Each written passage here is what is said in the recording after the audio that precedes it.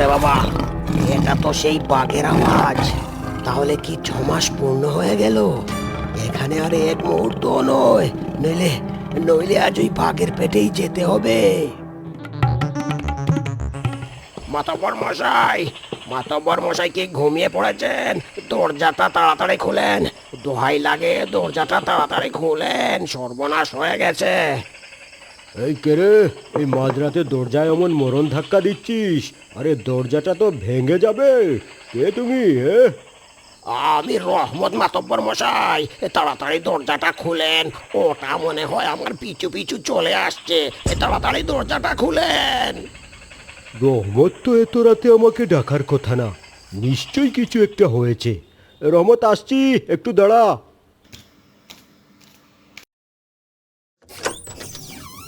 কি ব্যাপার রহমত, এই মাঝরাতে এভাবে ডাকছো কেন? আর তোমার মুখ দেখে তো মনে হচ্ছে কিছু একটা হয়েছে। কি ডাকাতের পাল্লায় পড়েছিলে নাকি? বাঘ, বাঘ মাতব্বর মশাই, বাঘ। ওই ওই বাঘটা আবার ফিরে এসেছে। কি কি বললে? আবার আবার ওই বাঘটা ফিরে এসেছে? ও ও, আমি তো ভুলেই গিয়েছিলাম। আজই তো ঠিক 6 মাস পূর্ণ হলো। আমি নিজের চোখে দেখেছি মাতব্বর মশাই, উত্তর পাড়ার জঙ্গলটার ধার দিয়ে আসছিলাম, হঠাৎ বাঘটার আওয়াজ শুনতে পাই। তখনই ওই বাঘটাকে দেখতে পাই, আমার দিকে এমন ভাবে তাকালো যেন আমাকে চিনে ফেলেছে। আমি এক ছুটে আপনার এখানে চলে আসি। বাঘটা মনে হয় গ্রামে ঢুকে পড়েছে। ঠিক 6 মাস, একদিন কমও নয়, একদিন বেশিও নয়। গত 6 মাস গ্রামটা শান্ত ছিল, একটা শিয়ালের ডাকও শোনা যায়নি। আর আজ আজ ঠিক 6 মাস পর সে আবার ফিরে এলো। আচ্ছা মাতব্বর মশাই, আমার একটা কথা মাথায় ঢুকছে না। এই বাঘটা কি কোনো সাধারণ পশু? বছরের ঠিক 6 মাস সে গ্রামে তাণ্ডব চালায়, গরু ছাগল তুলে নিয়ে যায়, মানুষকে তাড়া করে, আর বাকি 6 মাস সে কোথায় গায়েব হয়ে যায়। পুরো জঙ্গল খুঁজেও তো তার কোনো খোঁজ পাওয়া যায় না। কিছু কিছু প্রশ্নের উত্তর না খুঁজাই ভালো, বুঝেছো রহমত? তুমি আজ রাতটা আমার এখানেই থেকে যাও। বাইরে যাওয়াটা নিরাপদ নয়। আর সকাল হলে গ্রামের সবাইকে সতর্ক করে দিও, ঠিক আছে?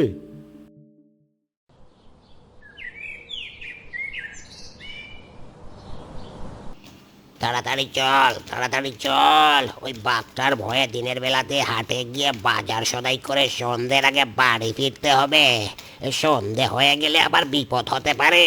চল চল, পা চালা। ফটিক্কা, ওই দেখ, ওই দেখ, একটা আংটি পরে আছে। আংটিটা অনেক দামি বলে মনে হচ্ছে। এখানে এখানে তো দামি আংটি কে ফেলে গেল? হ্যাঁ,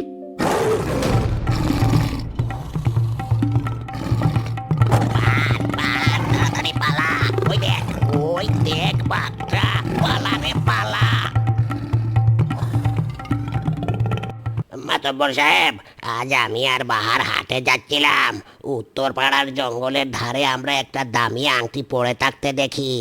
আংটিটা দেখে আমরা যখন নিজেদের মধ্যে কথা বলা বলি করছিলাম, ঠিক তখনই সেই বাঘটা আমাদের দিকে তেড়ে আসে। আমরা কোনো রকম জানিয়ে পালিয়ে এসেছি। বলিস কি রে? এ তো দামি আংটি কে ফেলে যেতে পারে? তাহলে কি ওই বাঘটা ওই আংটির মালিককে? আচ্ছা ঠিক আছে, তোরা এখন যা। এই 6টা মাস আমাদের সবাইকে একটু সতর্ক থাকতে হবে।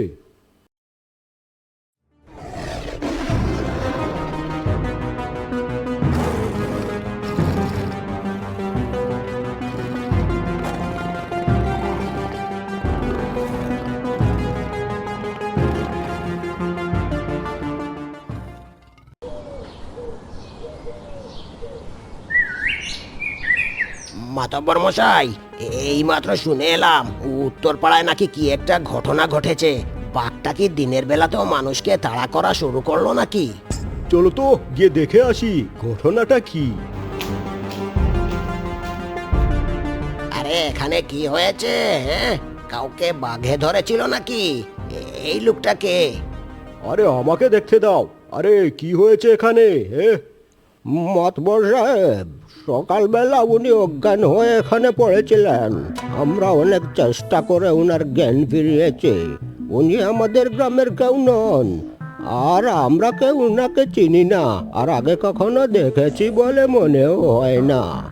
ও হে যুবক, কে তুমি? এই গভীর জঙ্গলের প্রান্তে কিভাবে এলে? আর তোমার গায়ে এই রাজকীয় পোশাক কেন? উফ, আমার আমার মাথাটা এখনো ঘুরছে। আমি কোথায়? এটা কোন গ্রাম? আর আর আমি এখানে কিভাবে এলাম? এটা রূপপুর গ্রাম। তুমি কে বাবা? তোমার নাম কি? কিছু কি মনে করতে পারছো? আমি আমি জিশান। আমি এক দূর দেশের পথিক। রাতে ডাকাতরা আমার কাফেলায় আক্রমণ করেছিল। আমি প্রাণ বাঁচাতে জঙ্গলের দিকে পালাই। তারপর থেকে আর কিছু মনে নেই। মাতবর মশাই, লোকটার কথাবার্তার গায়ের পোশাক সাধারণ মানুষের মতো না, কেমন যেন রাজপুত্রদের মতো চেহারা। কিন্তু একটা জিনিস খেয়াল করেছেন? কি? আজ সকালেই হাট থেকে শুনে এলাম পাশের রাজ্যের যুবরাজ নাকি নিখোঁজ। আর ঠিক আজকেই এই গ্রামে বাঘটারও আগমন ঘটলো। আবার এই রাজপুত্রের মতো লোকটাও এসে হাজির হলো। বিষয়টা খুব সন্দেহজনক মনে হচ্ছে। চুপ করো রহমত, দিলকে তাল করো না। যুবকটি আহত, ওকে আমাদের অতিথিশালায় নিয়ে চলো। ওর এখন বিশ্রামের প্রয়োজন।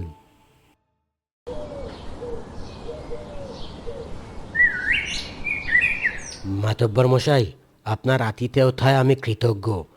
আমার শরীর এখন অনেকটাই সুস্থ, কিন্তু গ্রামে আসার পর থেকে আমি একটা অদ্ভুত জিনিস লক্ষ্য করছি। কি অদ্ভুত জিনিস বাবা জিশান? গ্রামের মানুষজন কেমন যেন ভয়ে সিটিয়ে আছে।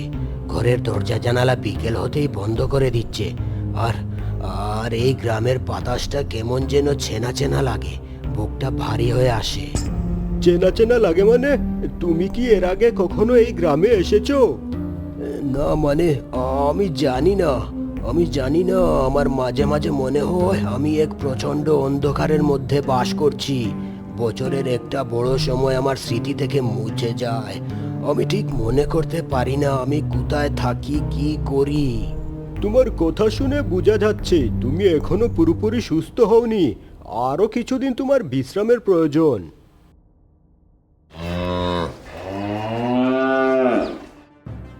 কি এই মাঝরাতে আমার গরুগুলো এভাবে ডাকছে কেন? চোর ডাকাত আসেনি তো?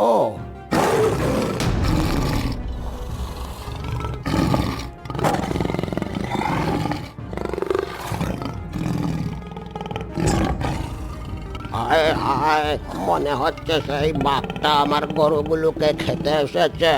এবার এবার আমার কি হবে? এই গরুগুলোই তো আমার শেষ সম্বল।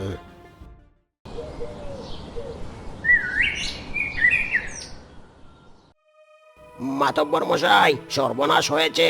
বাঘটা আবার এসেছে। এবার ওই বাঘটা গ্রামের মনাই খড়ুর গোয়াল ঘর ভেঙেছে। কিন্তু আশ্চর্যের বিষয় কি জানেন? না তো, কি? ওই বাঘটা কোনো গবাদি পশু খায়নি। গোয়াল ঘরের দেয়ালে নখ দিয়ে বড় বড় আছর কেটেছে। ভালো করে দেখলে মনে হয় ওটা কোনো ভাষা, যেন কিছু লিখতে চেয়েছে। একটা পশু কি কখনো লিখতে পারে? বাঘটা আছর কেটেছে। এই কেমন আছর? আমাকে কি দেখাবেন? আপনি কেন দেখবেন? আপনি তো অসুস্থ মানুষ, আপনার আরো কিছুদিন বিশ্রামের প্রয়োজন। তাড়াতাড়ি বাড়ি ফিরতে হবে। শুনেছি বাঘটা এখন দিনের বেলাতেও গ্রামে ঘুরে বেড়াচ্ছে। না জানি কখন না আবার আমার সামনে চলে আসে।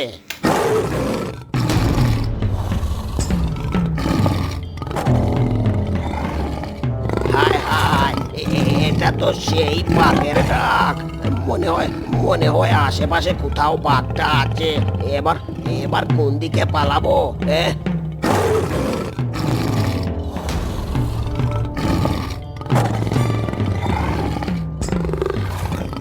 ওরে বাবা, ওরে বাবা, আজ বুঝি আমার আর বাড়ি বেরা হবে না। দোহাই দোহাই লাগে বাঘ মামা, আমায় ছেড়ে দাও, আমায় ছেড়ে দাও।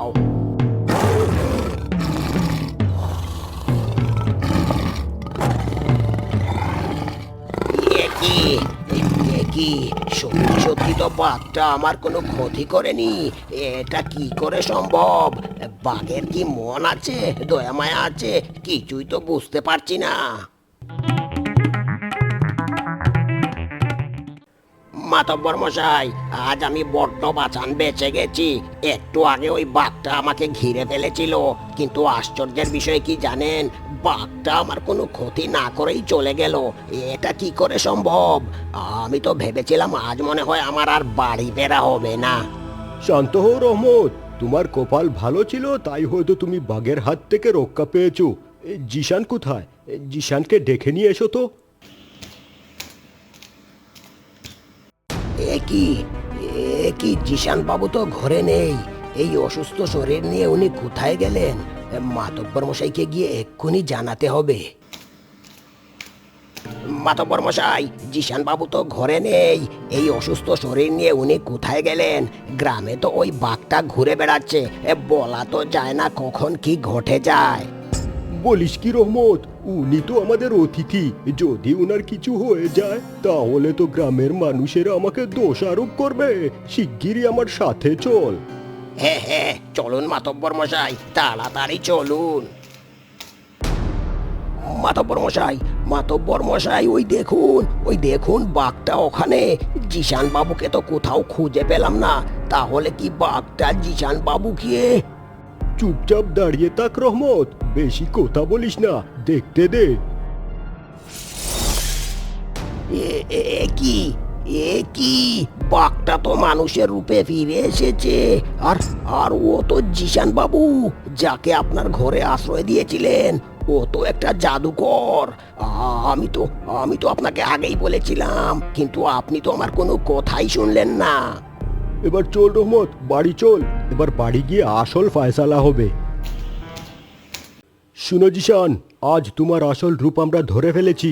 তাহলে তুমি সেই বাঘ যাকে আমি এতদিন আমার নিজের ঘরে আশ্রয় দিয়েছি। মাতব্বর মশাই, রহমত, আমাকে আপনারা ক্ষমা করবেন। তুমি তো মানুষ নও, তুমি একটা জাদুকর। তুমি এতদিন আমাদের ধোঁকা দিয়েছো। তোমার কারণে আমাদের গ্রামে প্রতি 6 মাস পর পর অশান্তি শুরু হয়। আর আজ তোমার আসল রূপ আমরা দেখে ফেলেছি। মাতব্বর মশাই, রহমত, আমি জাদুকর নই। আমি এক অভিশপ্ত রাজপুত্র। আজ থেকে 5 বৎসর আগে আমার অহংকারের কারণে এক সাধুকে আমি শাস্তি দিয়েছিলাম, আর সেই সাধু আমাকে একটা কঠিন অভিশাপ দিয়েছিলেন। সাধুর অভিশাপ? দাঁড়াও, বছরের 6 মাস তুমি থাকবে বাঘ হয়ে, আর বাকি 6 মাস থাকবে মানুষ হয়ে, তাই তো? আপনি কিভাবে জানলেন মাতব্বর মশাই? কারণ 5 বছর আগে এই বনের সাধু যখন শেষ নিঃশ্বাস ত্যাগ করেন, আমি উনার পাশেই ছিলাম। উনি শেষ নিঃশ্বাস ত্যাগ করার আগে বলেছিলেন এক রাজপুত্র তার পাপের প্রায়শ্চিত্ত করতে প্রতি বছর 6 মাসের জন্য বাঘ হয়ে এই গ্রামে আসবে। যেদিন এই গ্রামের মানুষ তাকে আসল রূপে দেখে ফেলবে এবং তার জন্য করুণাবোধ করবে, সেদিনই এই অভিশাপ কেটে যাবে। তার মানে বাঘটা যখন বছরের বাকি 6 মাস হারিয়ে যেত, তখন আসলে আপনি নিজের রাজ্যে ফিরে গিয়ে রাজা হয়ে সিংহাসনে বসতেন। আর যখন অভিশাপের সময় হতো, আপনি আবার বাঘ হয়ে আমাদের বনে ফিরে আসতেন। হে রহমত, বাঘের শরীরে থাকলেও আমার ভেতরে মানুষের আত্মাটা সবসময় ছটফট করত। আমি কারো ক্ষতি করতে চাইতাম না। তাই সেদিন রাতে আমি আমার নিজের নখ দিয়ে দেয়ালে লিখে এসেছিলাম, আমাকে বাঁচাও। আজ তোমরা আমার সত্যটা দেখে ফেলেছো। আজ আমার পাপের প্রায়শ্চিত্তের শেষ হয়েছে। আমার শরীরটা আজ কত হালকা লাগছে। বাঘের সেই হিংস্র অনুভূতিটা চিরতরে চলে গেল। আমি আজ মুক্ত। আমি আজ অভিশাপ মুক্ত। তোমাকে স্বাগত যুবরাজ। আজ থেকে এই গ্রামের মানুষ আর বাঘের ভয়ে ঘরে লুকিয়ে থাকবে না, আর আপনাকেও আর বাঘ হয়ে বনে জঙ্গলে ঘুরতে হবে না। বাবারে বাবা, এত বড় রহস্য এই গ্রামে লুকিয়েছিল? হ্যাঁ, সব রহস্যের শেষে একটা নতুন সকাল থাকে রহমত। চলো এবার যুবরাজকে উনার প্রাসাদে ফিরিয়ে দেওয়ার ব্যবস্থা করি।